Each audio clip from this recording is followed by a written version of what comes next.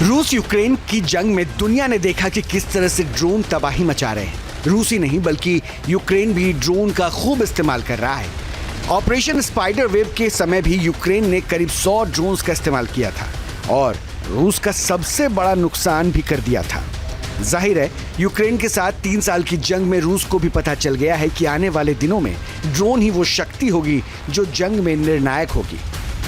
लिहाजा रूस को ईरान से जो शाहिद फैमिली के ड्रोन मिले हैं, रूस उसका अपने यहाँ प्रोडक्शन भी कर रहा है। रूस के एक अधिकारी के मुताबिक रूस शाहिद ड्रोन का प्रोडक्शन बढ़ाने पर जोर दे रहा है। फिलहाल रूस हर महीने 2000 शाहिद ड्रोन बना रहा है, लेकिन आने वाले दिनों में इसे 5000 प्रोडक्शन हर महीने करने का टारगेट रखा गया है। बता दें कि मौजूदा समय में अमेरिका के पास सबसे ज्यादा 13,000 मिलिट्री ड्रोन्स हैं। दूसरे नंबर पर चीन है जिसके पास 6,000 के करीब मिलिट्री ड्रोन्स होने का दावा किया जाता है। तुर्की तीसरे नंबर पर है।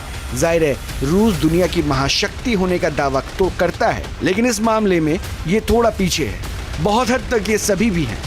रूस के पास विध्वंसक मिसाइल है, लड़ाकू विमान है, लेकिन ड्रोन के मामले में रूस थोड़ा पीछे है। ड्रोन के मामले में रूस दुनिया का छठा देश है, लिहाजा कहा जा रहा है कि रूस ड्रोन की महाशक्ति बनने में जुटा है। रिपोर्ट के मुताबिक 2030 तक रूस ने ड्रोन मैन्युफैक्चरिंग पर अलग से बजट दिया है। 48 रिसर्च एंड प्रोडक्शन सेंटर्स रूस में खुलेगा। इसके साथ ही रूस के 75% स्कूल्स में ड्रोन से जुड़ी जानकारियां और इससे जुड़ी शिक्षा भी दी जाएगी।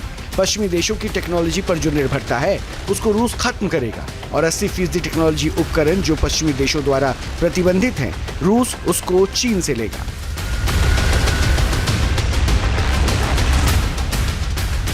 जाहिर है अभी तक रूस के पास जो ड्रोन है वो ईरान के कामिकाज़ी ड्रोन है जो यूक्रेन के शहरों में तबाही मचा रहे हैं। ऐसा नहीं है कि केवल ईरान ही रूस के साथ मजबूती के साथ खड़ा है, नॉर्थ कोरिया भी रूस के साथ पूरी ताकत से खड़ा है। नॉर्थ कोरिया ने जंग में अपने 11,000 सैनिकों को भी उतार दिया है। इतना ही नहीं, नॉर्थ कोरिया ने रूस को अपनी KN-23 मिसाइल भी दी है। रूस ने 2 दिनों के अंदर यूक्रेन पर जो मिसाइल और ड्रोन हमला किया है उसमें रूस ने नॉर्थ कोरिया की KN-23 मिसाइल भी दागी। दावा किया जा रहा है कि नॉर्थ कोरिया की इस मिसाइल ने यूक्रेन में काफी तबाही मचाई। ऐसा नहीं है कि रूस ने KN-23 मिसाइल का इस्तेमाल पहली बार किया है। पुतिन की सेना ने KN-23 मिसाइल का इस्तेमाल 2024 में भी खूब किया था। नॉर्थ कोरिया की KN-23 मिसाइल रूस को खूब भा रही है। रूस ने यूक्रेन पर इसी साल 60 से ज्यादा KN-23 मिसाइल्स दागी। रूस जिस भी इलाके में मिसाइल से हमला करता है वहां काफी तबाही मचती है। रूस का मिसाइल प्रहार, यूक्रेन में हाहाकार। रूस ने यूक्रेन पर इस्कंदर मिसाइल से हमला किया। रूस ने यूक्रेन पर किंजल मिसाइल से हमला किया।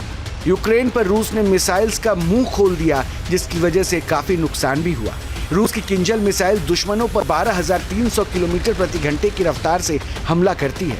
इसके साथ ही ये 2,000 किलोमीटर तक हमला करने में भी सक्षम है।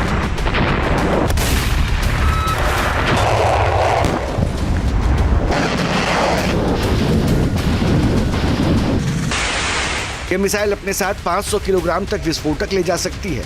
रूस ने इस मिसाइल को भी यूक्रेन पर दागा था। बताया जा रहा है कि रूस ने इस मिसाइल को MiG-31 के लड़ाकू विमान से हमला किया था। यूक्रेन की ओर से दावा किया जा रहा है कि उसने रूस की MiG-31 के लड़ाकू विमान को मार गिराया है। रूस ने 9 जून की रात को किंजल मिसाइल से यूक्रेन पर हमला किया था, लेकिन हमले के समय यूक्रेन ने MiG-31 के को तबाह कर दिया। ये यूक्रेन की बड़ी कामयाबी मानी जा रही है। यूक्रेन के खिलाफ रूस ने जिस तरह से अग्रेसिव अप्रोच अपनाया हुआ है, जिस तरह से यूक्रेन पर मिसाइल्स का प्रहार हो रहा है, उसको देखते हुए यूक्रेन के पैट्रियट डिफेंस सिस्टम को यूक्रेन में तैनात किया गया है। बताया भी जा रहा है कि पैट्रियट डिफेंस सिस्टम ने किंजल मिसाइल को इंटरसेप्ट किया। जाहिर है पैट्रियट ने यूक्रेन में तबाही को कम किया, लेकिन पुतिन के तेवर अभी भी सख्त है। रूस के पास ऑरिशनिक मिसाइल भी है। उसकी रेंज में यूक्रेन समेत 16 यूरोपीय देशों के 44 NATO बेस है। इतना ही नहीं, रूस के पास परमाणु ऊर्जा से चलने वाली स्काईफॉल मिसाइल्स भी हैं जो लगभग अनिश्चित समय तक अंतरिक्ष में रह सकती हैं। वहीं से इसको ऑपरेट किया जा सकता है। जब भी रूस का डिफेंस कमांड इसे हमले का आदेश देगा, ये मिसाइल तुरंत ही निर्धारित लक्ष्य पर परमाणु हमला कर सकती है। रूस को अपनी इस मिसाइल पर काफी नाज है रूस के पास S-500 जैसा मिसाइल डिफेंस सिस्टम मौजूद है और इसके बारे में दावा किया जाता है कि वो हाइपरसोनिक मिसाइल्स को रास्ते में ही मार सकता है। रूस के पास मिसाइल्स का जखीरा है जिसकी पहुंच नाटो के 44 बेस तक है और रूस के जखीरे में ऐसी मिसाइल्स हैं जिनसे बचना मुश्किल है। अब हम आपको बताते हैं कि पुतिन के जो 4 हथियार कौन से हैं जो तबाही के लिए तैयार हैं। अब ये 4 अब आपको हथियार दिखा रहे हैं, number 1, number 2, number 3, number 4। Number 1 पर है RS-28 सरमट, नंबर 2 पर है एवनगार्ड मिसाइल, नंबर 3 पर है टोपोल M मिसाइल और नंबर 4 पर है यार्स मिसाइल। ये वो मिसाइल्स हैं जो पुतिन के सबसे घातक हथियारों में से एक माने जाते हैं। वैसे R-28 सरमट मिसाइल जो है ये एवनगार्ड मिसाइल है और टोपोल M मिसाइल या यार्स मिसाइल, ये सारे मिसाइल्स तबाही मचाने के लिए सक्षम हैं और ये परमाणु मिसाइल है। ये परमाणु मिसाइल है रूस के RS-28 सरमट जो है जिसकी स्पीड 25,000 किलोमीटर प्रति घंटा है। यानी ये सरमट जो आप मिसाइल देख रहे हैं नंबर 1 पे जिसके बारे में हमने बताया, इसकी स्पीड 25,000 किलोमीटर प्रति घंटा है और इसकी ऑपरेशनल रेंज 18,000 किलोमीटर है और एक बार में 10 परमाणु वॉरहेड को कैरी कर वॉरहेड जो है 10 परमाणु कैरी कर सकता है। इसके बाद जो हमने दूसरी मिसाइल आपको बताई नंबर 2 पर एवनगार्ड मिसाइल, रूस की ये एवनगार्ड मिसाइल 33,076 किलोमीटर प्रति घंटे की रफ्तार से चल सकती है और ऑपरेशनल रेंज जो है 6,000 किलोमीटर तक है और इसमें भी 6 परमाणु वॉरहेड तैयार किए गए, यानी 6 परमाणु बम इसके वॉरहेड में आएंगे।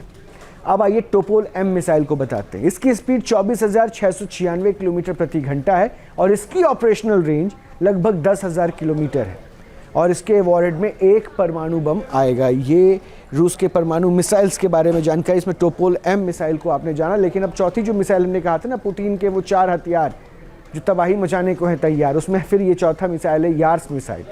इसकी स्पीड 33,300 किलोमीटर प्रति घंटा है और इसका ऑपरेशनल रेंज 12,000 किलोमीटर है और इसके वॉरहेड में 6 परमाणु बम रह सकते हैं, 6 परमाणु बम इस पर लोड हो सकते हैं। रूस को अगर नॉर्थ कोरिया, चीन और ईरान जैसे देशों का सपोर्ट है तो यूक्रेन को भी नाटो के देश सपोर्ट कर रहे हैं। यूक्रेन के पास F-16 जैसे लड़ाकू विमान है। अमेरिका का ये बाहुबली आसमान का शाहकार है। दावा किया जा रहा है कि रूस और यूक्रेन जंग में अमेरिका के इस बाहुबली को भी बड़ी कामयाबी हासिल हुई है। F-16 विमान ने रूस के Su-35 लड़ाकू विमान को ध्वस्त किया। इतना ही नहीं, रूस के लड़ाकू विमान को गिराने में स्वीडन के एवॉक्स सिस्टम ने भी मदद की। पुतिन के तेवर से यूक्रेन ही नहीं नाटो देश भी डरे हुए हैं। नाटो महासचिव मार्क रूटे ने क्लियर कहा है कि रूस जिस तरह से हथियारों का प्रोडक्शन कर रहा है उसको देखते हुए नाटो के देशों को अपनी मिसाइल और एयर डिफेंस सिस्टम को 400% बढ़ाना होगा। जाहिर है नाटो के वो देश ज्यादा खौफजदा हैं जिनकी सीमा रूस से लगती है।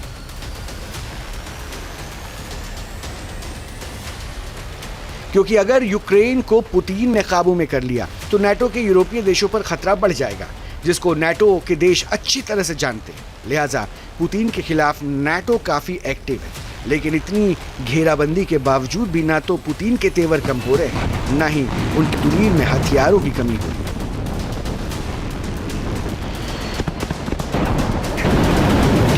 News nation. जहां भक्ति है हर शब्द में, कथाओं में छुपे हैं दिव्य रहस्य और ज्योतिष देता है जीवन को दिशा। धर्म से जुड़ी हर बातों को जानने के लिए हमारे चैनल स्तुति को सब्सक्राइब करें। चैनल पर जाने के लिए इस लिंक पर क्लिक करें।